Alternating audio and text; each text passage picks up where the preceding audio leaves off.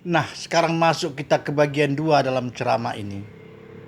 Masih berkisar membicarakan tentang eksistensi manusia menurut pandangan Islam secara normal. Tema ini sengaja kita angkat karena melihat kehidupan sekarang ini begitu banyak hal-hal yang terkadang di luar daripada kemampuan kita untuk menjangkau ke arah yang tepat dalam penilaian bagaimana sebenarnya hakikat kehidupan ini. Saudara-saudari, kembali menyambung apa yang kita ceramahkan pada bagian pertama.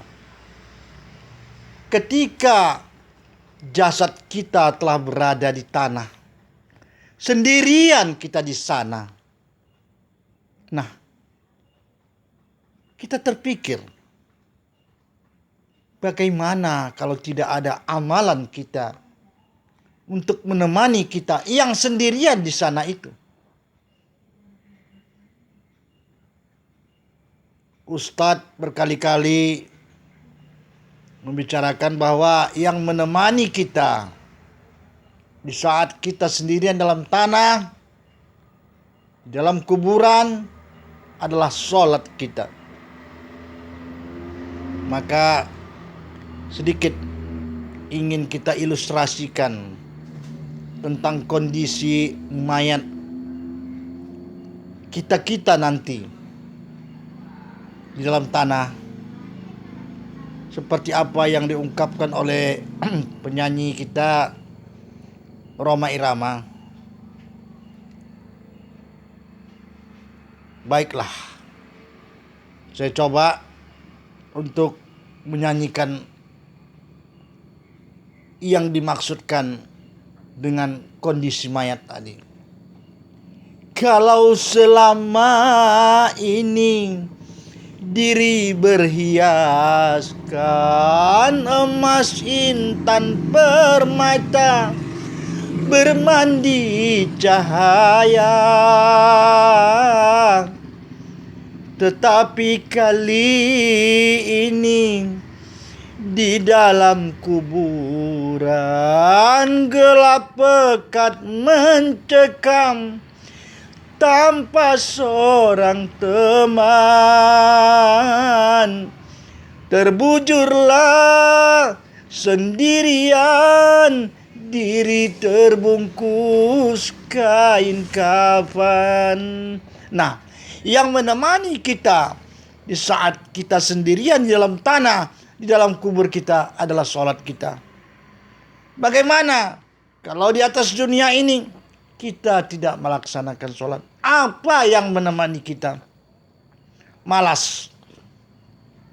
Kita malas untuk melaksanakan sholat. Kepala ini terasa berat. Kenapa, saudara-saudari? Karena bahwa sesungguhnya menurut konsep Islam, sholat itu adalah tiang agama. Apabila runtuhnya sholat, berarti rusak agama kita. Inilah yang dipegang oleh iblis. Maka iblis merongrong setiap manusia, khususnya manusia yang beragama Islam, agar tidak melaksanakan sholat.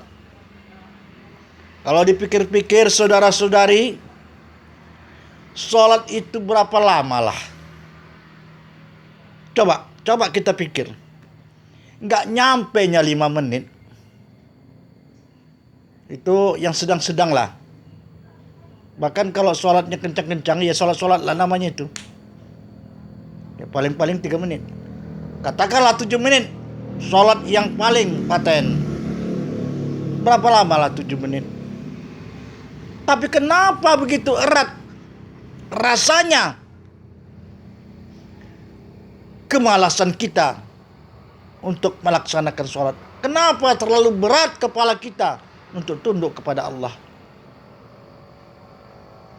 Saya pernah ngomong-ngomong sama, ya nggak usahlah saya sebut, tapi katakanlah orang yang nggak pernah sholat lah. Apa katanya? Saya pak, ketimbang saya disuruh sholat, biarlah saya disuruh mengerjakan tanah, mencangkol tanah satu rantai. Masya Allah. Sudah begitu tertutup pintu hati beliau ini. Bagaimana cara iblis untuk menggoda hati manusia supaya tidak melaksanakan sholat? Kenapa kau sholat? Orang-orang yang ternama di atas dunia ini tidak pernah melaksanakan sholat. Toh hidupnya ternama.